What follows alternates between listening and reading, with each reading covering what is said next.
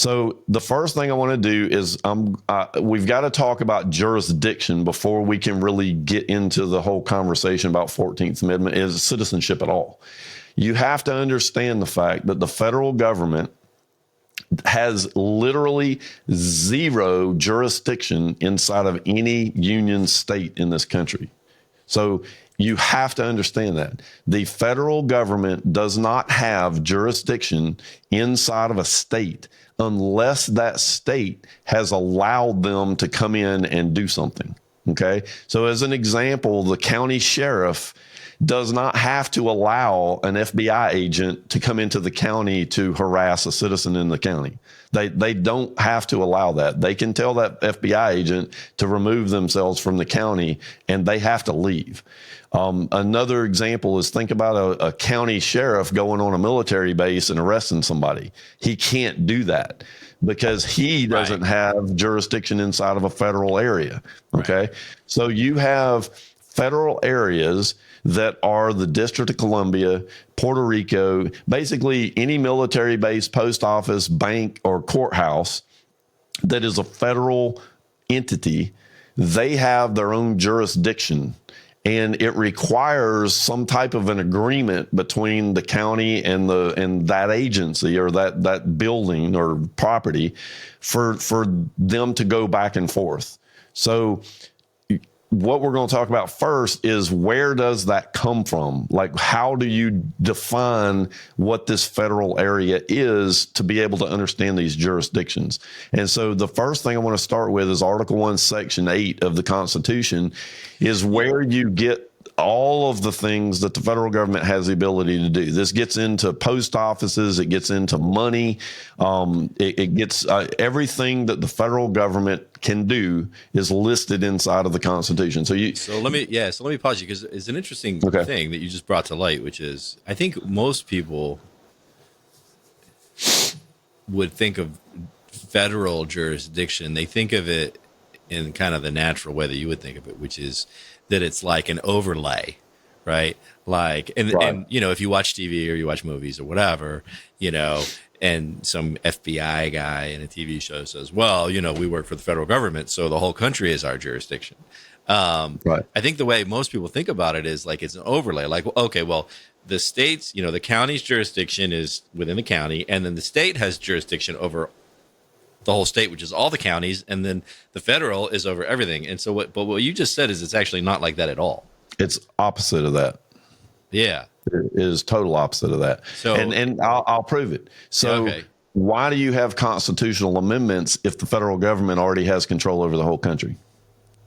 Because all they'd have to do is pass a law and all the states would have to go follow it. And part of what you said a minute ago, Glenn, reminds me of, if you read Frederick Bastiat in The Law, where he describes the fundamental purpose of the law, and so therefore the government is really just to protect, to keep people from doing things to each other that threatens each other's life, liberty, or property, and then pretty much everything after that is not really. It's ours. It's our responsibility. We're supposed to be taking care of our own welfare and our own medical and our own. Which, you know, it's not supposed to be the job of the government to educate our kids. So that's all stuff the government has provided to us to take advantage of us. It's not something they did because they thought they were helping us. Yeah. So it's not an enumerated power. It's not something that we gave them the ability to do. They just did it.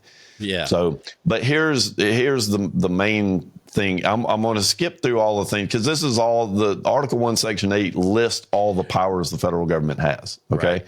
But what I want to focus on is down here on Clause 17 and 18. The thing you have to understand is the District of Columbia is a 10-mile square area, and the Constitution is what actually created that. So again, the federal government did not exist until the Constitution got written and laid out for what its enumerated powers are going to be and where it's going to be located and how it's going to function. But the key element to understand here is Clause 17 says to exercise exclusive legislation in all cases whatsoever over such district. And it said, and it goes on, not exceeding 10 miles square, as may by session of particular states in the acceptance of Congress become the seat of the government of the United States, and to exercise like authority over all places purchased by the consent of the legislature of the state in which the same shall be, for the erection of forts, magazines, arsenals, dockyards, and other needful buildings. Okay, so there's your courthouses, your military bases, all that stuff. Right. So what this clause is saying is that the federal government has exclusive jurisdiction over that area, which means that when they pass a law inside the District of Columbia, it doesn't have to abide by the Constitution. That's why they can tell citizens up there that they can't have guns in D.C. because they don't have constitutional restrictions within D.C. That is their world. It's their state. Now, it's not a state of the union, but it is called a state, and you'll actually see this in a minute. But it's something that you have to understand. They have exclusive jurisdiction over every federally owned or operated area or building in the entire country. They have that control, but they do not have the ability to come inside of a state and dictate what that state's going to do. That's where your constitutional amendments start to come in. Because if the federal government wants all states to do something, then they have to pass a constitutional amendment and have all the states agree that they're going to allow the federal government to do whatever it is that you're amending the Constitution to allow.